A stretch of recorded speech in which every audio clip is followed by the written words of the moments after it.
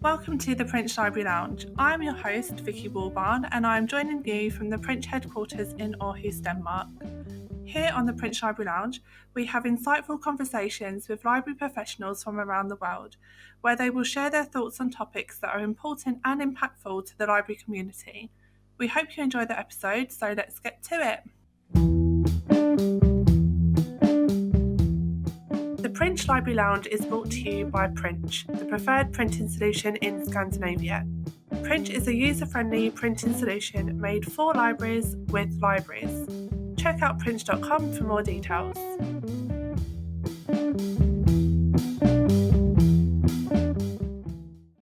Hello, everyone, and thank you for joining us for episode 7 of the Princh Library Lounge. I'm your host, Marc Lapointe. On today's episode, we will be discussing libraries and sustainability with our guests Gabrielle Griffis and Madeline Charney. Let's throw it over to them to get to know them a little bit better. Madeline, can we start with you?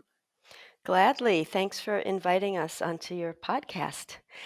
Well, my name is Madeline Charney, and I am a research services librarian at the University of Massachusetts in Amherst, Massachusetts. And I am now sitting on the 19th floor of this amazing W.E.B. Du Bois Library where I work. I'm looking to the left. I see the beautiful Holyoke Range, and in front of me, the foothills of the Berkshires. So I live in a pretty rural part of our state, about 2 hours due west of the coast where Gabrielle is speaking from. And I've been a librarian for 30 years. I love my work, and I'm also very conscious that it's time to pass the baton on to newer librarians in the field. So I'm very active as a liaison for many departments on my campus. I am the architecture, landscape architecture, and agriculture librarian. So with a second degree in landscape architecture, my second master's, I do a lot of work around the natural and built environment. So I just want to wrap up by saying my campus is really just so mushrooming with sustainability across the curriculum, and I feel really blessed to be able to support faculty and students and the greater community that are doing research and projects around basically protecting and healing the earth. And that's my quick intro. Thank you. And Gabrielle, what about yourself? Yes, my name is Gabrielle Griffis. I work as the outreach coordinator for Wellfleet Public Library. Wellfleet Library is located on Cape Cod, Massachusetts, and that is the coast. It's a peninsula, so we jut off of Massachusetts for anybody who is wondering. Our year-round population is about 2,748 people, which swells to about 18,000 in the summertime. So our library has a really interesting dynamic based on its geographical location, but also because we're on the coast, Wellfleet Library and the libraries in our library system are being significantly affected by the effects of climate change. So that is something that we and I do a lot of work around. So I'm very excited to be talking about that, to be talking with Madeline, who also is just an extraordinary leader in terms of what is happening in Massachusetts. So thank you so much for having me on, and for Madeline for inviting me as well. Okay, thank you both for your introductions, and thank you for joining us. From that, let's move into our discussion for today, which is libraries and sustainability. So to kick things off, I'd like to ask, what role can libraries play in regard to environmental sustainability? And Madeline, would you like to start? Yes, sure. Well, for one thing, I find it nearly impossible to separate the environment from the social and the economic. So we always refer to the three legs of the stool in the sustainability world. So it really is all tied together. And I'll speak from a perspective of US libraries. We operate under the American Library Association. That's our large umbrella for many of us. And there's so much happening. I'll just put it in the context of the most recent resolution in 2019 was passed handily, sustainability as a core value of librarianship. And that was like a real coup. And underneath ALA is this roundtable that a group of us formed back in 2013. We call it the Sustainability Roundtable, Libraries Fostering Resilient Communities. And I'm really proud of all the work that this group has done. We were the smallest roundtable and the newest, and we are, I think, the second fastest growing roundtable. So librarians in the US are really starting to wake up to what I think of as more than sustainability, which is really climate change and an existential crisis that's really hard to kind of keep the lid on anymore. So when you ask what's the role, I just feel like we're a perfect fit for it. We have so many resources that support communities coming together and doing research and thinking and building resilience. We have spaces that are open to everyone. We have resources. We think of ourselves as third spaces, so not where you work and not where you live, but places where people come together to learn. And that's certainly like a really critical building block for moving forward as a society and facing the challenges ahead. Thanks, Madeline. Gabrielle, is there anything else you'd like to add? Yeah, absolutely. So Madeline, part of why Madeline invited me is she's very humble, and I strongly encourage everyone to, look up the work that Madeline is doing in Massachusetts, because she is really spearheading just an extraordinary movement in terms of libraries, not just in Massachusetts, but New England broadly. And she's really at the head of this partnership we have with Communities Responding to Extreme Weather, which is a partnership between the Massachusetts library system and this organization. The acronym for Communities Responding to Extreme Weather is CREW. But one of the ways that Madeline and I got in touch in the first place was through this partnership that the Massachusetts library system has with CREW. And so working at a public library, Madeline and I have an interesting dynamic, because she's working at a university and in an academic context, and I work on sort of I guess you could call it the ground level, and working with the public.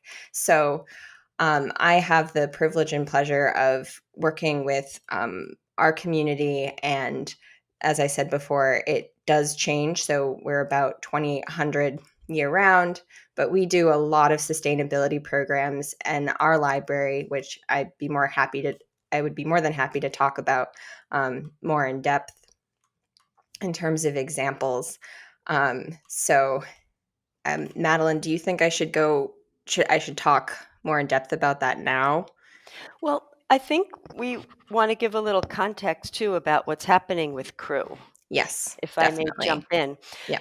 So the story is that back in 2018, I was invited to give a talk with Chris Glass, who's a librarian at the Boston Public Library.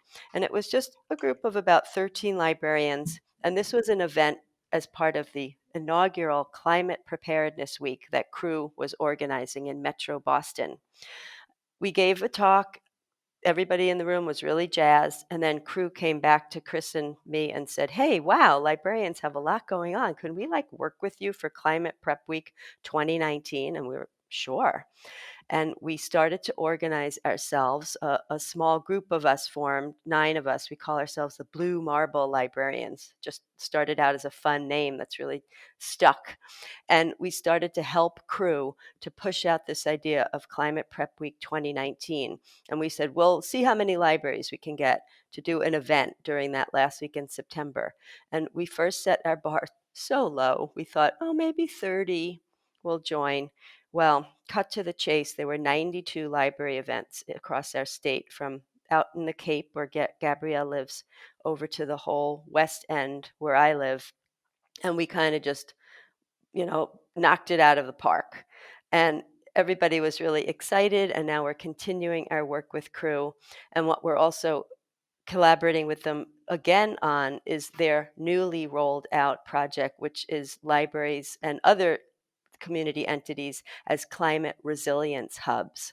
So now there's 2 branches of this collaboration, and CREW is awesome, and they're doing this work anyway. It's just like now libraries have glommed on because there's so much synergy between the work of libraries as community spaces and CREW's mission, which is to get communities ready for extreme weather.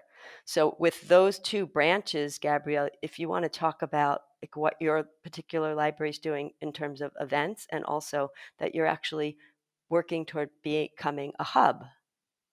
Yes, absolutely. And our director and the head of our trustees did sign off. So we are now an official climate resilience hub. We are one of 3 libraries on Cape Cod that is now an official hub. The criteria to become a hub, really, it's you are willing to do at least one climate change, extreme weather related program each year. You have information accessible to library patrons about climate change, and then you also display a decal. But then after that, it's really a matter of what fits for your library in terms of programming. Of what you want to do to expand your role as a climate resilience hub in your community, and how it's unique, depending on where you are and what your particular library is able to do. So we are just really grateful to be part of this network and this emerging and growing network, because as I had mentioned before, we are on the coast. And so Cape Cod, it's comprised of about 15 towns. And as I had mentioned, we are really feeling the impacts of climate change. So for example, talking about sea level rise and erosion, we had a nor'easter in 2018 in which we lost 78 feet of beach on, it was Nauset Beach, and an entire restaurant was actually sort of subsumed by the storm, by the ocean, in the course of less than 72 hours. So we have very extreme weather. And we also have, because of the sea level rise and because of our infrastructure and the rising temperatures, about 40% of the ponds on Cape Cod have toxic cyanobacterial blooms. So there are just a number of different really serious issues that the people who live on Cape Cod are working with right now. So being a part of crew is really critical and really important to us, because it enables us not just to work with an organization that's doing really amazing work, but also because it enables us to have solidarity in terms of all of the Cape libraries and all of the librarians within our we call it the CLAM system, to work together in terms of how do we get information out to our patrons about climate change, but also sustainability. So, crew, that is really the talking about like mitigation, but also adaptation, and how do we respond to these issues in terms of crisis. Madeline and I had a conversation, have had many, many conversations about what we're doing in terms of this work with crew beforehand. But, it's also that libraries are just doing amazing work in terms of sustainability. So the Wellfleet community that I have the privilege of serving, just really amazing groups and organizations. I do a lot of work with the Wellfleet Recycling Committee, and I do a lot of work with local organizations across Cape Cod. So there's the Association to Preserve Cape Cod. There's the Center for Coastal Studies. We have the Woods Hole Oceanographic Institute, and just an amazing number of really proactive groups. And then our library population, which cares so much about these issues, and especially just preserving and protecting the ecosystems, the very fragile and delicate marine life that we have here, salt marshes. So that, speaks to our role as a coastal community in terms of the big picture of crew. Other communities across Massachusetts have their own challenges, but it definitely is very encouraging to be a part of this emergent strategy. I wanted to add a piece also. Thank you, Gabrielle, because you're such a really stellar example of a super engaged librarian who's in a very vulnerable biophysical spot on our earth. And really, that libraries are also starting to help address the mental health issues in their communities. And there is like a very clear intersection about people feeling not just in our coastal areas, but really all over. I see signs here on our campus and all over the world as I read about climate grief and eco anxiety. And so, as we all are addressing multiple stressors in society already, there's so many mindfulness projects and programs that are popping up in libraries across the country. And what I want to see happen is to bring that intersection together so that we're thinking of it in terms of not only using mindfulness kinds of techniques to live a better life today and to learn how to self-regulate ourselves, to enjoy and appreciate life and work and function better in our communities and our family systems, it's our workplaces, but also to get ahead of this mental health crisis that is really pressing.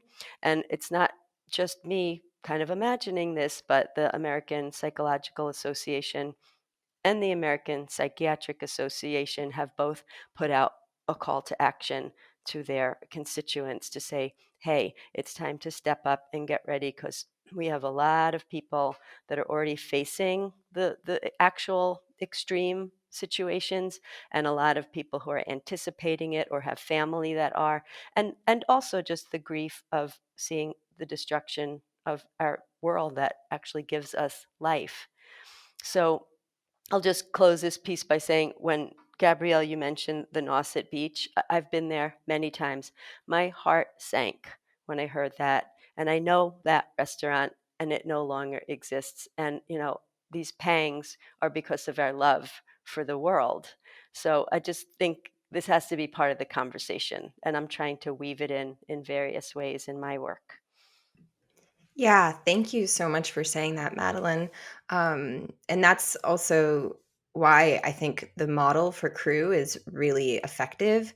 We just finished a 3-part climate resilience series at our library. So, working with Gideon Nachman, who is a Quaker Voluntary Service Fellow for Crew. And so we did a 3-part series in which we had the Association to Preserve Cape Cod speak. We also had Audubon's Wellfleet Bay Wildlife Sanctuary, as well as the Cape Cod Commission, which is a regulatory agency that oversees the 15 towns and really works in terms of regulation for the environment, for ecology, and then our economy. But what I wanted to say to Madeline's point is that, to paraphrase Gideon, who did, the most of the presentation, is that, like, looking at Crew's model, he asked the question of, why do we focus on communities? And the answer in terms of, the community approach as opposed to they're part of the Better Future Project. So Mass 350 is one of the offshoots of the Better Future Project, but Crew's focus is on what's happening, as Madeline had said, psychologically, emotionally in our communities, but also, when we look at sustainability and we look at climate change, the reality of it is that it was not created by a handful of people. It wasn't created by even thousands of people. It's something that we're all part of.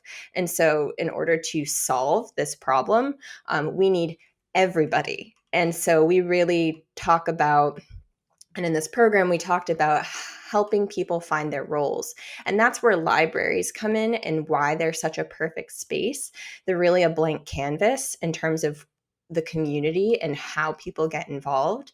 So, we talk about extreme weather, but some examples of like our library and how our community is getting involved in sustainability efforts. So as I had mentioned earlier, I work with the Wellfleet Recycling Committee.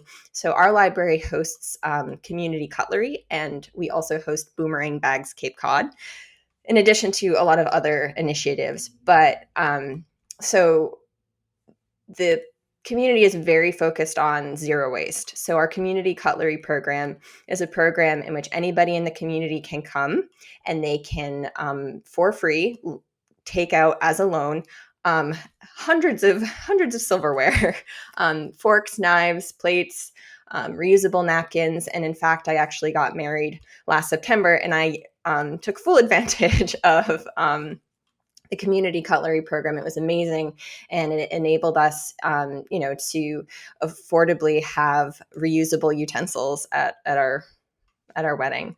And they have a lot of other things that they do at our library in terms of things for people to take out. They even have like buckets for composting. And a lot of libraries are involved in efforts like that and host things. And as I had said before, we are also home to Boomerang Bags Cape Cod.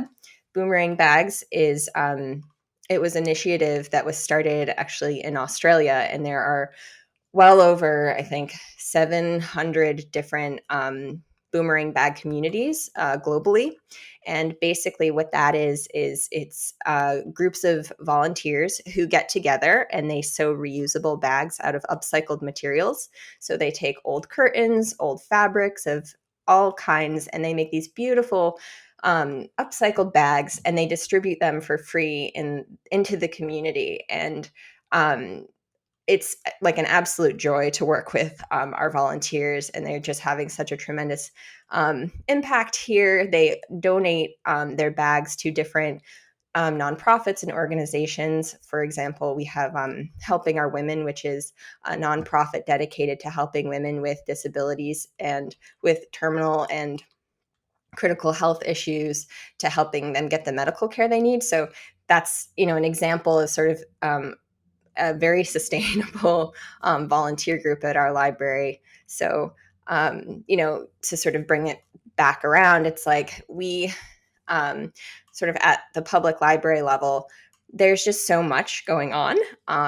And it's very exciting and very encouraging. And it's just great to have crew and to have sort of both sides of things, where you have these very hopeful, inspiring, and encouraging groups, as well as some of the more serious things, like how do we respond to crisis.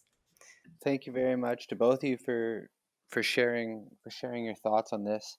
I think you both did a great job of highlighting how libraries can make an impact in their communities in regards to sustainability. The one point I wanted to stress was that the education for the global population is very important on what role each individual needs to do in regards to sustainability. And I think it's important to note here that libraries are a perfect venue for people to understand, learn, get educated on what's happening, but also what they can do. Because as you both mentioned, libraries are a place of learning, and if we can educate and show with some of these examples of how serious this is getting, people can learn, and then they can learn on how they can make it a difference. So thanks again for sharing that. And I kind of want to just roll into the next question, which has been touched on a little bit, but I think we can go a little more in depth. What would be the ideal role for libraries in global sustainability efforts? So as I mentioned, I think we've touched on this a bit, but I'd be curious to see what you guys think of this as well. Well, I have sitting in front of me a beautiful new book. I'll make a plug.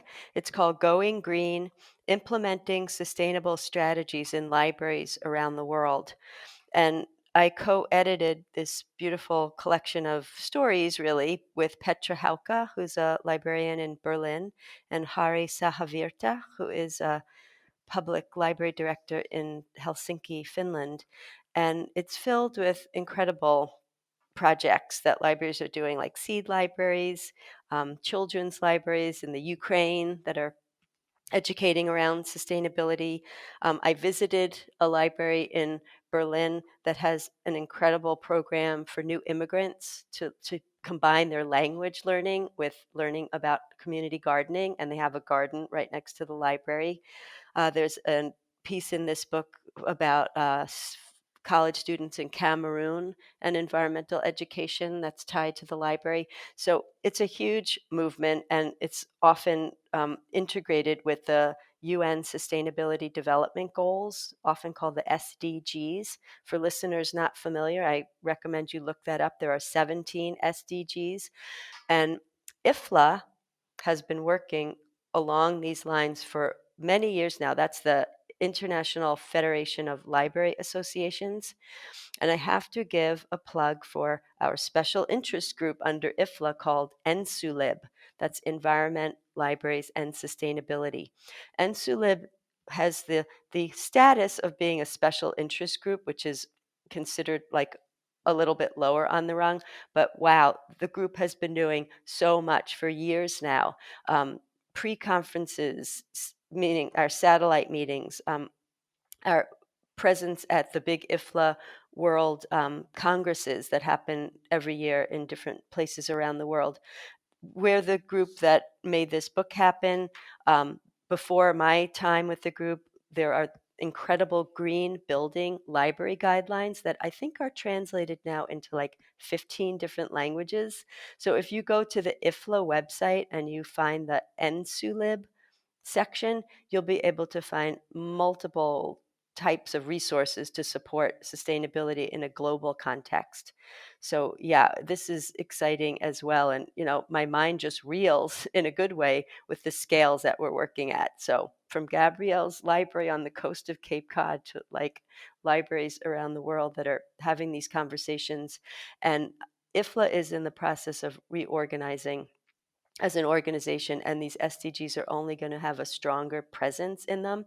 So once again, it's those small voices that have been calling out for over a decade, in some cases more than that. And finally, these big associations are like having these wake up calls of like, this really is the essence of who we need to be. Yeah, and I would also like to add, on a grassroots level, one of the things that we're involved with are repair cafes. Our library hosts what's called a Fixit Clinic, and they're a really wonderful intergenerational. They are a very wonderful intergenerational activity in which people of all ages come to the library and they bring their broken household items and they get coached on how to fix them, everything from toasters, electronic devices, lamps. And this was something that our recycling committee, again, approached me about doing. This is our third year. And I think that the repair cafes and the Fixit clinics are a great example in a public library context in terms of the possibility for, global sustainability efforts for libraries is in our case, right, the Fixit Clinic, we are bringing people together from all sorts of different backgrounds and just not just learning, but also teaching. And I would say that the other aspect of that is that it's helping to bring about a paradigmatic shift in terms of how people think about waste and zero waste. And I had the privilege of being able to write a small little section in an upcoming book, which is called Repair Revolution, How Fixers Are Transforming Our Throwaway Culture by John Wackman and Elizabeth Knight. And that will be published in June of 2020. But the right to repair movement, and that's really where this came from, is people who are concerned about how material goods are being produced, but also people's ability to fix those goods, and what does that mean for us sort of collectively. So I was able to write this little part on electronic devices, but the conversation that we're having is about sustainability, paradigmatic change, rethinking how we are throwing away so much waste every single year. And the movement itself, I would say, is just really inspiring. And as a librarian, as someone who works at a library, I have been approached many times about our involvement in doing Fixit clinics, repair cafes, and helping other people to start their own. And I think that it would be something that every single town would really benefit from having this sort of activity and a space for that. Because as I said before, it brings people together, but it also is just a totally different shift away from. So I think that that's a very great example in terms of how libraries can help to bring about a global change at a grassroots level. So there's that. And then I just wanted to mention crop swaps, which is something that the Provincetown Library, which is one town over, has from us. The Truro Library, which is very close to us, they have a children's community garden, and they work with an organization called Sustainable Cape. And then seed swaps, seed libraries, plant swaps.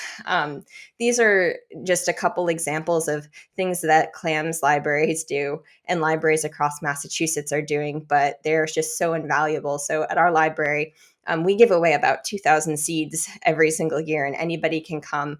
The Friends of the Wellfleet Library pay for the seeds, and they do an amazing amount of fundraising. But I would like to emphasize that this is all really based on our incredible community, and it's all volunteer work based, and it's how we're able to do it. So I think that it's like libraries, as we've said, like they're in this amazing position because we have the space, we have resources, but then it's also the other side of it, which is it's about the community and what the community wants to do and how they want to be engaged. So I always like to extend that invitation to people whenever they come or whenever I'm talking about libraries.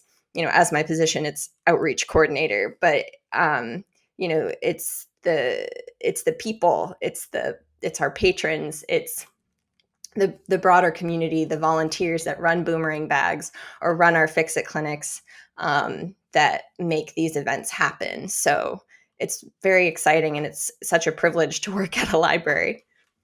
I just wanted to jump in and just applaud all the efforts for the community that you're working with, and really say that underneath all this, there really is a call for librarians to be agents of change, which we already really are. It's just sometimes librarians don't perceive themselves in that light. We are already invested in lifelong learning. We already, are great connectors typically of seeing how partnerships could work between the library and groups that are in our surrounding areas, and being a little bold, and maybe a lot bold. And I've just been reading this fantastic book by a fellow named Frederic Laloux, and he talks about reinventing organizations. And he says when it's a really big organization and you feel like kind of stuck, let's say you work in a big library system, he sees this like incredible changes happening in pockets. So if you can't fix a policy or make it, a different way or more like climate change friendly way, maybe do a little experiment. Maybe a little disobedience. Maybe you have a corner where you try something new and see how it goes. And that's how change happens. People fall in love with a project and they want to do more of it. So I guess I just want to make a invitation to librarians that are listening to this to be experimental and be in the emerging story, because we don't know what's next, but we do know there's going to be very major changes on the horizon. I think that's a great point, Madeline. The takeaway for me is for librarians, also library visitors, just to take action, big or small, because if we take action, we'll make an impact, and from that impact, we can build momentum and carry out and develop more amazing policies, initiatives, programs. So it all just starts with action. And then finally, we've highlighted the amazing things libraries have been doing. I guess I'm wondering now, is there more libraries can do, or what can libraries do to be even more amazing in regards to sustainability efforts? Just wondering your thoughts on that. Well, my mind goes back to these climate resilience hubs. I'm really excited because, as Gabrielle mentioned, to become a hub, the lowest threshold is have an event once a year, have public information about extreme weather. The next bar would be if you can or want to offer medical supplies, device charging stations, backup water and food, warming and cooling, meaning you might have a generator in your library. And then the highest sort of offering would be actual shelter.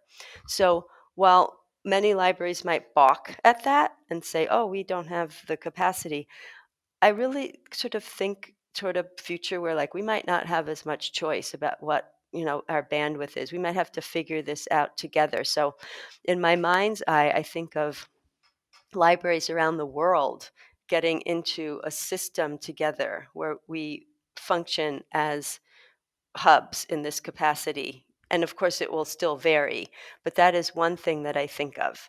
And I just want to invite librarians to join together. So if it's the NSULIB group under IFLA, if it's the Sustainability Roundtable under ALA, or other groups that have projects happening, I think we have to put our heads together. I don't have the perfect answer. I just know we have to keep pushing lots and lots of levers and find your strengths and how you can be in service to a very rapidly changing world.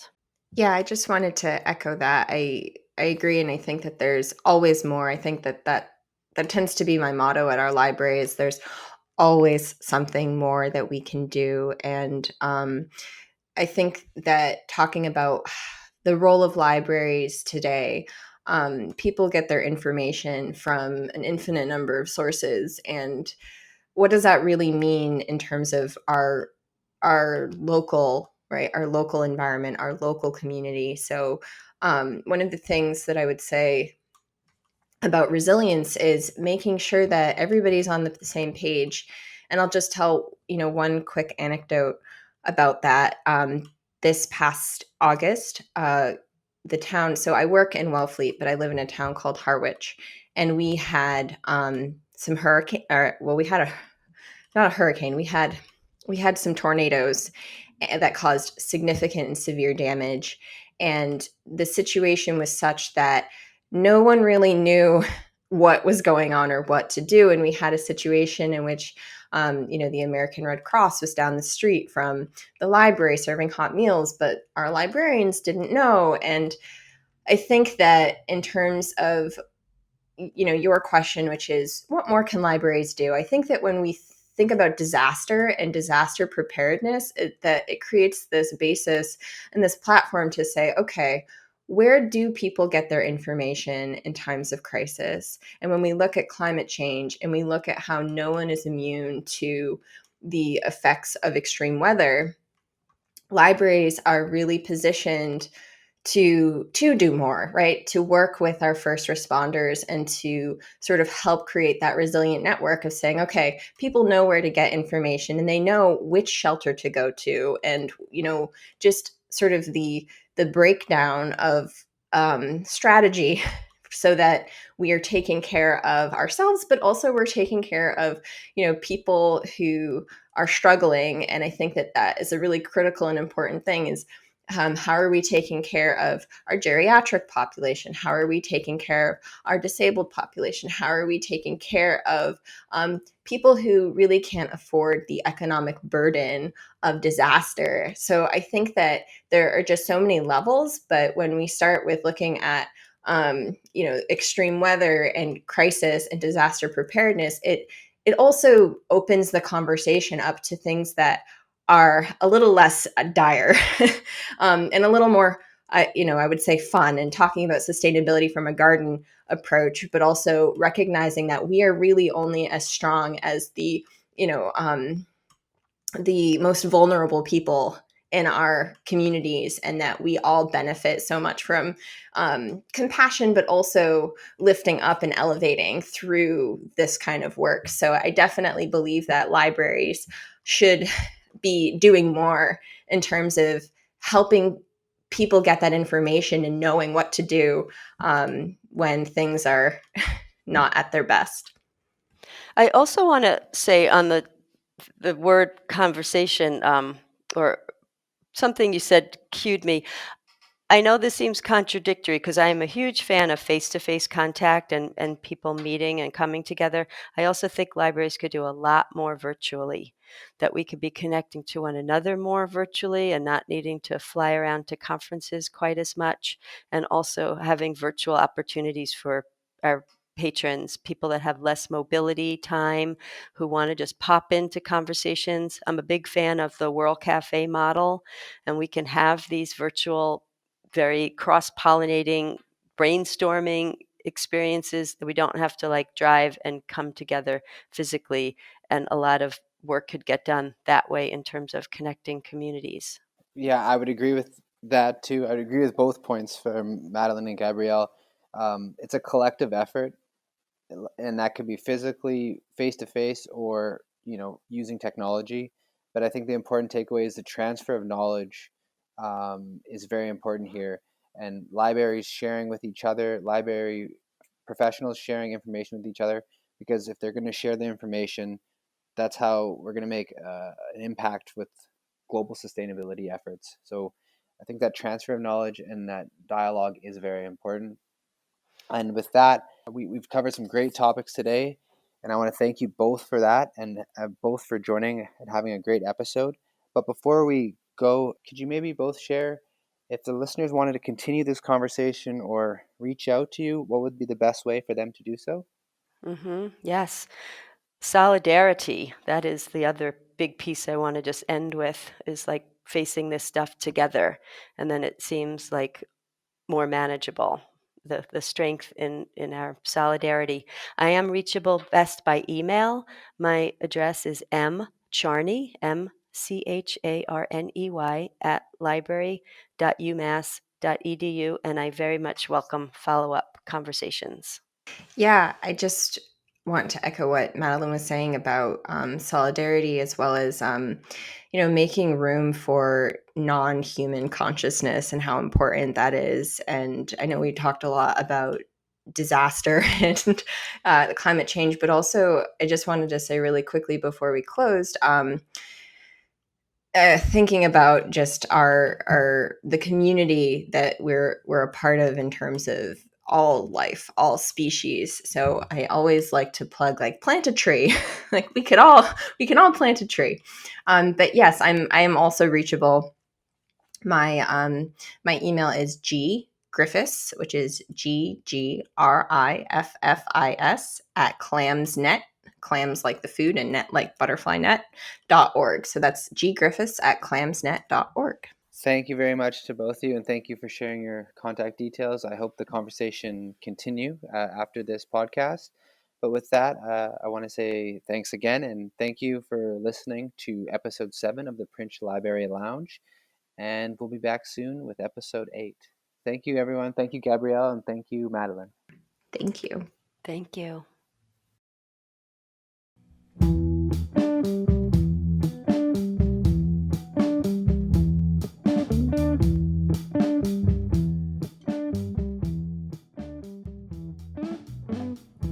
Thanks again for listening to the Princh Library Lounge. If you enjoyed today's episode, make sure to subscribe and spread the word to other library professionals. If you want to learn more about today's episode, check out the Princh Library Lounge website at princh.com/podcast. We will be back next month with the next episode, and until then, happy librarying!